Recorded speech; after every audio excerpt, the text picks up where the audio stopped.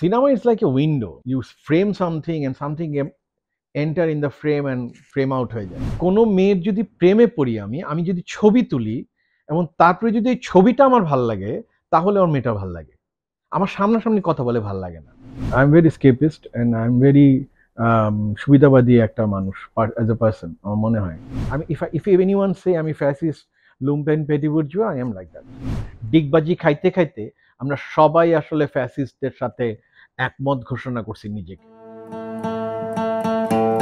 কেউ মালা কেউ তসবি গলে, তাই তোরে জাত ভিন্ন বলে।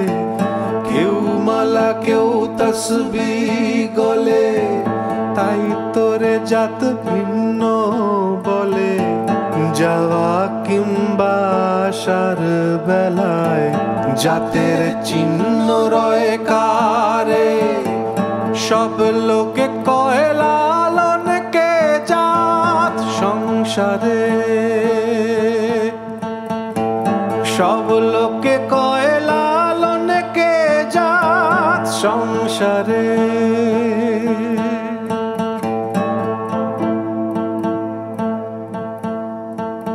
ওপার বাংলায় পদ্মার পারে। Moment number one is the comfort what I am, and two is when I teach. And that is I believe that when I teach, আমি যখন ইউনিভার্সিটিতে পড়াই, আমি যখন ইউনিভার্সিটিতে ক্লাস নেই, স্টুডেন্টদের সাথে যখন কমিউনিকেট করি, তখন I am totally different person. এবং অনেক সময় অনেক স্টুডেন্টরা আমার কাছে যখন ইউনিভার্সিটিতে পড়ে, তারা অনেক ইন্সপায়ার হয়, আমার কাছে যখন কাজ করতে আসে ওরা খুব ফ্রাস্ট্রেট হয়ে যায়। যে যেই টিচারকে আমি দেখে আসছি, যে আমাকে বিপ্লবের কথা বলছে, জীবনের কথা বলছে, ও আইসা এখানে ফ্যাসিস্ট পুঁজিবাদী সিনেমা বিজ্ঞাপন বানায়। So it is very conflicting for me and I always keep on conflict these things in my whole life and my work, and that's yeah, that is my life.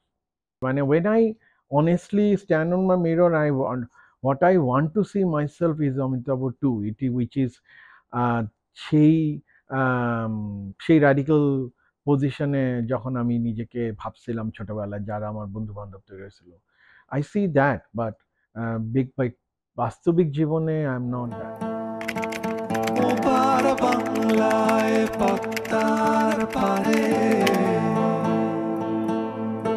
What is happening, ধরেন এই যে আয়নাবাজিটা হয়েছে, বা এখন যে বাংলাদেশের সিনেমার বা বাংলাদেশের সিনেমার যে লুক তৈরি হচ্ছে, সেই লুকটা কিন্তু আসলে 2001 সালে আমরা বিজ্ঞাপনের নির্মাতারা তৈরি করছিলাম, এবং দ্য সেম টিম যাদেরকে আমরা তৈরি করছিলাম, they are working now in cinema.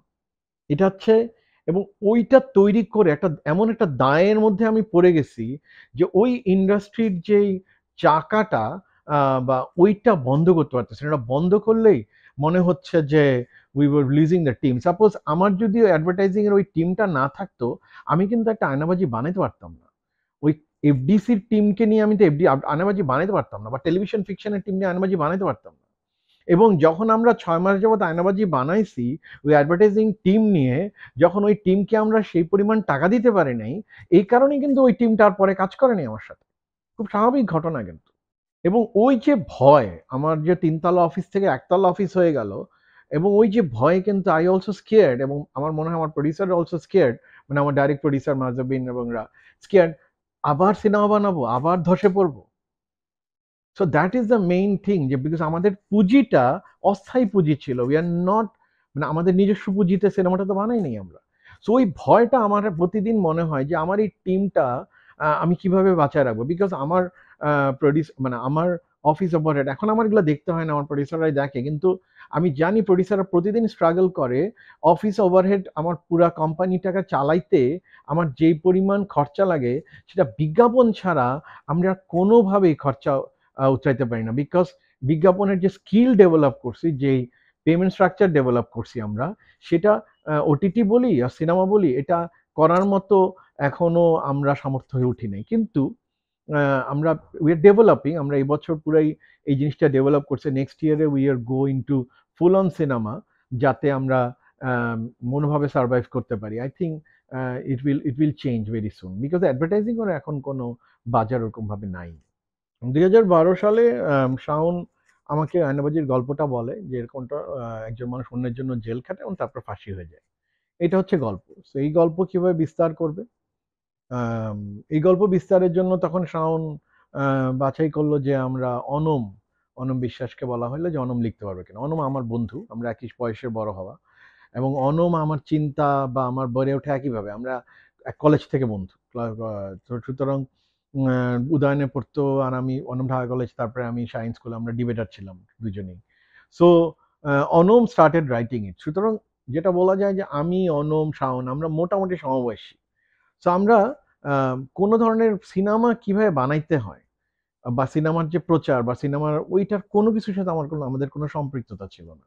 আমরা বিজ্ঞাপন বানায় যাচ্ছি, টেলিভিশনে কিছু ফিকশন বানাই। সিনেমাটা আমরা কেমনে বানাইতে হয় এটাই জানি না। আমরা শুধু আমাদের মতো করে একটা গল্প বলার চেষ্টা করছি এবং আমরা মনে করছি যে এরকম করলেই বোধহয় সিনেমা হয়। নিজেদের মতো করে একটা ল্যাঙ্গুয়েজ ডেভেলপ করছি, নিজেদের মতো করে একটা চিত্রনাট্য ডেভেলপ করছি যেটা আমাদের কোনো কিছুর সাথে ওই সময়ের আম 2016 সালে বা 2015 সালের 14 সালের যেই বাংলাদেশের সিনেমার যেই ফরম্যাট সেটার মধ্যে কোনো কিছুই আমরা জানিও না, এটা সম্বন্ধে আমরা বুঝিও না। এবং পুরা আমার অ্যাডভার্টাইজিং এর যে টিম ছিল, সেই টিম যারা অনেক স্কিল এবং কমপ্লিকেটেড সিনেমা বানায়, ইন্টারন্যাশনালি বানায়, বোম্বেতে, ব্যাংককে, সিঙ্গাপুরে পোস্ট প্রোডাকশন করে, এগুলো করে আমাদের যে স্কিলড হয়েছিল, সেই স্কিলটা আমরা পুরাপুরি আয়নাবাজিতে ব্যবহার করছি। Exactly frame by frame. মানে বাংলাদেশে এর আগে ফুল ফ্রেম স্টোরি বোর্ড কোথাও পাওয়া যাবে না। এটা কেন হয়েছে? Because we are doing advertising film, আমরা স্টোরি বোর্ড করতে জানি। এবং আমি একটা বই বানানোর প্ল্যান ছিল যে পুরা বিকজ আমি তোমাকে দেখাবো যে exactly same by frame storyboard করা আছে এবং সেটা ছবির 1 বছর আগে কিন্তু এক্স্যাক্টলি এটাই শুট করছি আমি। সো এই যে টোটাল বিজ্ঞাপনের যে ট্রেনিং ছিল আমাদের, এই ট্রেনিংটা আমরা জাস্ট এটার স্কিলটাতে ব্যবহার করছি। আর স্ক্রিপ্টটা ডেফিনেটলি আমি, অনম, আদনান ছিল এখানে, আদনান আদিব খান সংলাপে এবং শাওন, এই সবার এক ধরনের আম হুমায়ূন আহমেদ পড়া, হ্যাঁ? সুনীল পড়া, তারাশঙ্কর পড়া, এই যে সমস্ত বইপত্র পড়ার এক ধরনের আ গল্প বলার আগ্রহ এবং এই জায়গা থেকে সিনেমাটা অ্যাপ্রিট করছি এবং যখন আমরা চঞ্চলকে কাজ করলাম আমাদের কাছে অপশন ছিল কি? মোশাররফ করিম, চঞ্চল চৌধুরী। তো মোশাররফ করিম তখন very popular, very popular. So I choose Chanchal because আমার এমন একজন অ্যাক্টর দরকার যে পড়তি তার এখন স্ট্রাগল এর মধ্যে আছে একটুখানি। একটু স্ট্রাগলে আছে। চঞ্চল যদি ওই মনপুরার পরে তেমন কোনো সিনেমা নাই। তৌকির ভাইয়ের একটা ছবি করছিল। কিন্তু চঞ্চল ভাই তখনও একটু স্ট্রাগল এর মধ্যে। আই ওয়ান্ট সামওয়ান যে স্ট্রাগল এর মধ্যে আছে। যে আমাকে ১ মাস ২ মাস পুরোপুরি সিনেমাটাতে টাইম দিবে। তো এরকম করে আমরা চঞ্চল ভাইকে নিলাম এবং তারপরে যখন শুটিং করতে গেলাম আমাদের সাথে রাশেদ জামান আসলো। রাশেদ জামান তখন ডেফিনিটলি আমার সবচাইতে আ কাছের বন্ধু এবং I should say my extension of my hand ছিল Rashed Zaman. It's kind of what I see Rashed can see that, মানে এরকম একটা জায়গা থেকে এসেছিল। আমার সাথে ওর অনেক দিনের কাজ করা সম্পর্ক, অনেক কমপ্লিকেটেড প্রজেক্ট করছি একসাথে। শাহ সিমেন্টের বিজ্ঞাপন, ডিজুসের বিজ্ঞাপন, গ্রামীণ ফোন। সো এমন প্রজেক্ট করছি যে প্রতিটা প্রজেক্ট আমরা এত প্যাশনেটলি করতাম। সো আমরা অনেক বেশি আত্মার সাথে কানেক্টেড ছিলাম। আমার আর্ট ডিরেক্টর ছিল শহীদুল, আমার কস্টিউমে সান ছিল এবং দ্য হোল টিম আমরা যারা কাজ করছি তারা অনেক দিনের অনেকগুলা প্রজেক্টের ফলে এরকম না যে এই ছবিটার জন্য সবাই এক হয়েছি। আমরা প্রায় ৭-৮ বছর ডেভেলপ করা একটা টিম জাস্ট আমরা ফাইনালি একটা ছবি করতে আসছিলাম। সেটার কারণেই মনে হয় ছবিটা ওই সময় এত এবং আমরা চিন্তাও করি নাই ছবিটাতে কি পারবে না পারবে। We just wanted to make this film এবং তারপরে ছবিটা কমার্শিয়ালি হিট হবে কি হবে না এটাও আমাদের ভাবনা ছিল না। ছবির রিলিজের ৭ দিন আগে শাওন আমাকে বলছিল ২০ লাখ টাকা আসবে না রে এটার থেকে, এটা রিলিজ করে দিই যেভাবে হোক। বাট আই প্ল্যান ১ মাসের একটা মার্কেটিং প্ল্যান করছিলাম, গানগুলা কিভাবে যাবে এবং আয়নাবাজি বোর্ড হাতে নিয়ে সব জায়গায় ছবি দিব। এইগুলো পুরা আইডিয়া অফ মার্কেটিং এটা আসলে আমি প্ল্যান করছিলাম এবং আম টম আম আম আদিল ভাইয়ের কি নাম জানি ছিল টপ অফ দ্য মাইন্ড এবং তারা marketing team also came out a very brilliant idea যে চঞ্চলকে নিয়ে ক্রিকেটের মধ্যে চলে যাওয়া, ক্রিকেটের স্টেডিয়ামের মধ্যে চঞ্চলকে বসায় রাখা। So all this thing idea work এবং it was never happen before that. এর আগে কখনো এইভাবে মার্কেটিং প্ল্যান কোনো ছবির করা হয়নি, and that work and that created an event. এবং ওই সময় কোনো ছবি ছিল না, বন্যা ছিল না, ঝড় ছিল না, পলিটিক্যাল কোনো টার্ময়েল ছিল না। These all the very important reason Aynabaji ওই সময় কাজ করার। কোনো পলিটিক্যাল টার্ময়েল ছিল না ওই সময়, বন্যা ঝড় ছিল না ওই সময়, অন্য কোনো ইস্যু ছিল না, অক্টোবর মাস, ওয়েদার ভালো, সব কিছু মিলায় সেপ্টেম্বরের 30 তারিখ যখন রিলিজ হলো, এটা অ্যাকচুয়ালি ওয়ার্ক এবং মানুষজন সিনেমা দেখতে গেল, এবং মানুষজন দেখলো যে এইরকম গল্প নিয়ে গান আছে, নাচও আছে একটুখানি ওটার মতো করে, এবং তারপর আবার চন্দ্রচৌধুরী আছে, একটা স্টোরি আছে, দ্যাট ওয়াজ নট দেয়ার ওই সময়, এটা ছিল না, মানে আর কোনো ছবি ওই সময় ছিল না, দ্যাট ওয়াই এই জন্য এটা কাজ করছে। ওপার বাংলায় পদ্মার পারে। এটা না ঘটার কারণ হচ্ছে, প্রথমে একটা কথা বলি, ইমিডিয়েট ফিল্মটা কিভাবে হয়েছে। এটা কিন্তু এমনিতে হয় নাই। বাংলাদেশের এইটা হওয়ার পেছনে সবচেয়ে বড় কারণ হচ্ছে একুশে টেলিভিশন। এটা আমরা কখনোই নোটিস করি না। একুশে টেলিভিশন ইজ এ রিজন আমাদেরকে তৈরি করার পেছনে। একুশে টেলিভিশনের আগে বাংলাদেশে নাটক বলতে বা টেলিভিশন ফিকশন বলতে, ভিজুয়াল আর্ট বলতে শুধুমাত্র অ্যাক্টরদের বুঝাইতো, যে হুমায়ুন ফরিদি অভিনয় করছে, আর রাইটারদের বুঝাইতো, হুমায়ুন আহমেদের লেখা একটা উপন্যাস। একুশে টেলিভিশন প্রথম ওরা প্রচার করার সময় বলতো মোস্তফা সারোয়ার পরিচালিত এটা, বিকজ ইন্ডিপেন্ডেন্ট সিনেমা, কিন্তু ওরা অমিতাভ রেজা পরিচালিত ঈদের সপ্তাহের দ্বিতীয় দিনের নাটক। এই যে আমাদেরকে এই একুশে টেলিভিশন এই নামগুলা দিয়ে আমাদের স্পেশাল নাটক প্রচার করে আমাদের যে কনফিডেন্স তৈরি করছে মধ্যবিত্তের মাঝখানে, এই কনফিডেন্স কিন্তু আমাদের এই সিনেমাগুলো বানাইতে সাহায্য করছে। মোস্তফা সরোয়ার ফারুকের যৌতুগৃহ প্রথম ছবি, এবং ব্যাচেলার বানানোর যে চেষ্টা, আমার আগে তো ব্যাচেলারের ছবি হয়েছে, ব্যাচেলার বানানোর যে চেষ্টা, এবং তারপরে যে তার ছবি তৈরি করায়, আমার আয়নাবাজি রায়গঞ্জ সারাভাই ব্যাচেলার, ব্যাচেলার খুবই পপুলার সিনেমা হয়েছে, হয়তো ওই সময় আয়নাবাজির মতো ইয়ে হয়নি, কিন্তু ব্যাচেলার খুবই পপুলার সিনেমা হয়েছে। তো এই যে মধ্যবিত্তের এই যে দর্শক হাজির আছে, এটা কিন্তু আমরা বুঝতে পারছি টেলিভিশনের ফিকশন করে। এটা আমাদের বড় কারণ, মানে এক একটা দেশের ফিল্ম মুভমেন্ট এক একভাবে হয়।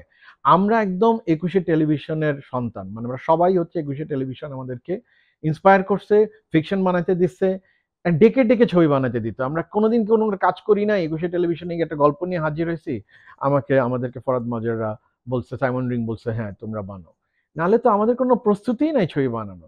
এবং আমরা অনেস্টলি 5 লাখ 3 লাখ টাকা দিয়ে ছবি বানাতে, এই যে কনফিডেন্স, এই কনফিডেন্স আমাদের মধ্যবিত্ত জেনারেশন তৈরি করতে সাহায্য। বাট সমস্যা যেটা হয়েছে, সিনেমা বানানো হয়েছে ঠিক, কিন্তু সিনেমা তো একটা ইকোসিস্টেমে তৈরি হয়, এটা তো একটা ভার্টিক্যাল ইন্টিগ্রেশন আছে, প্রোডাকশন, ডিস্ট্রিবিউশন, এক্সিবিশন।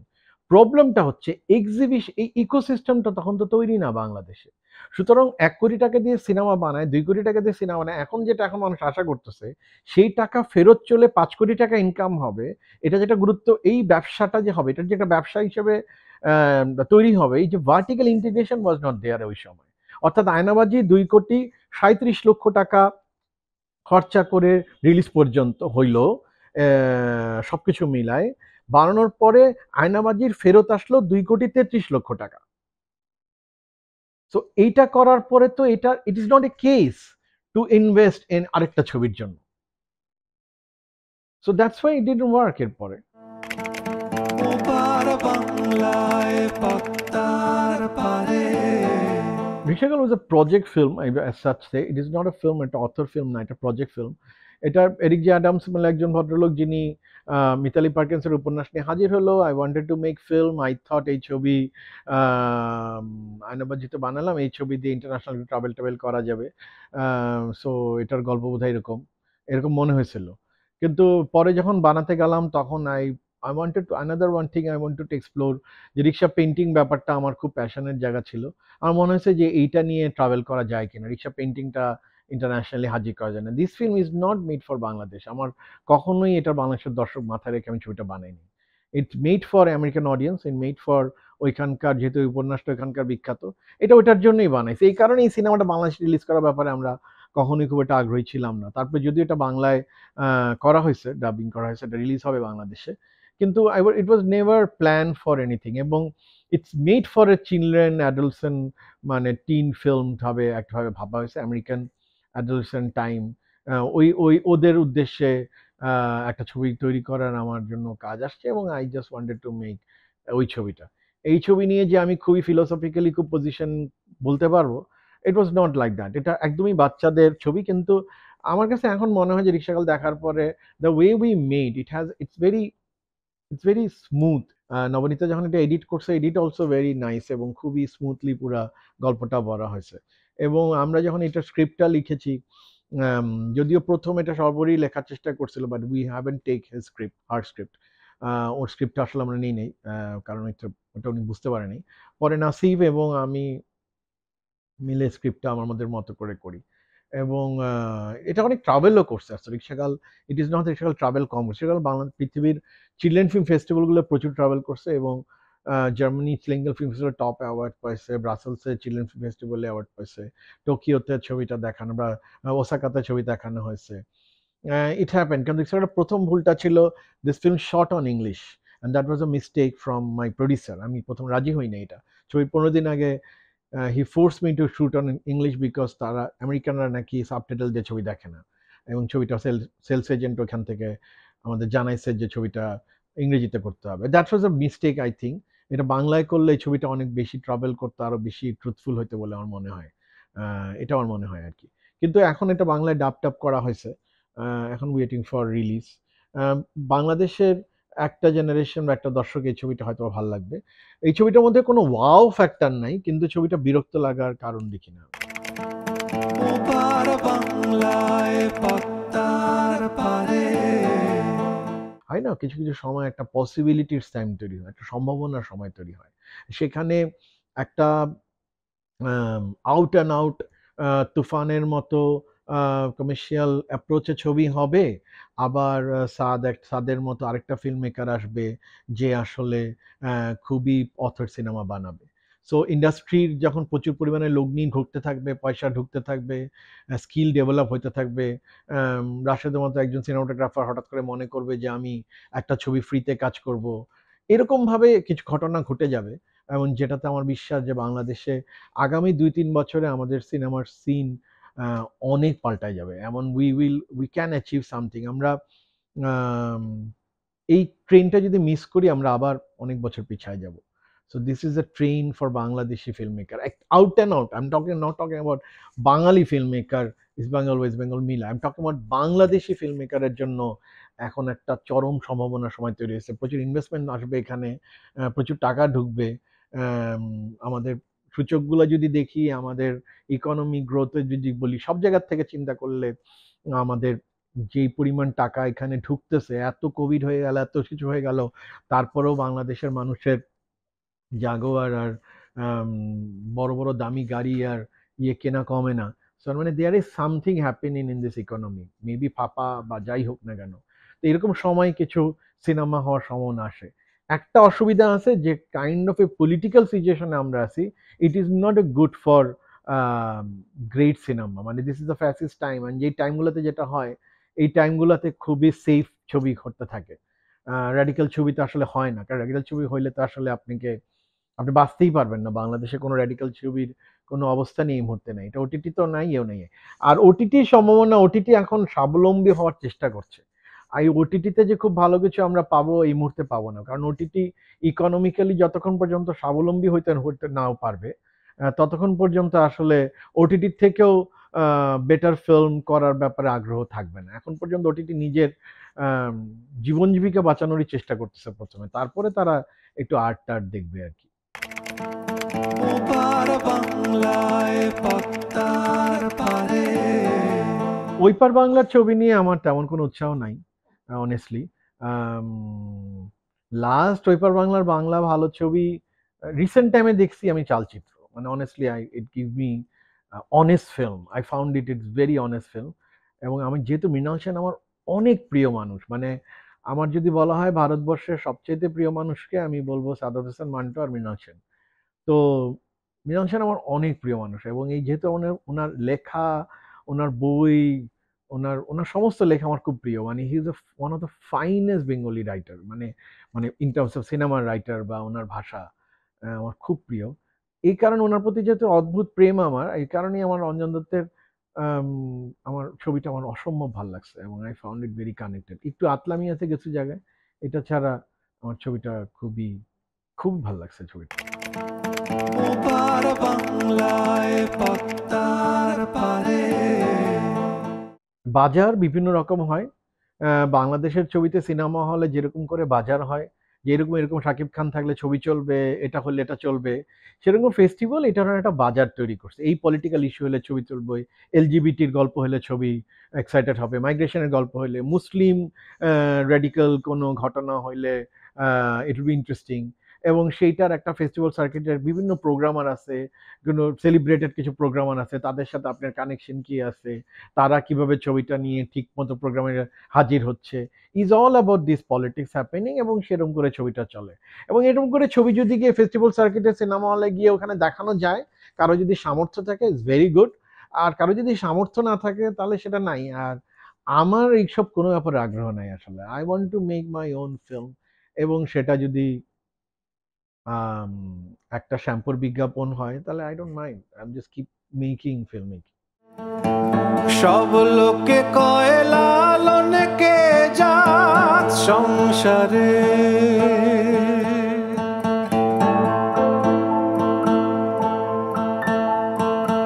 ওপার বাংলায় পদ্মার পারে ওপার বাংলায় পদ্মার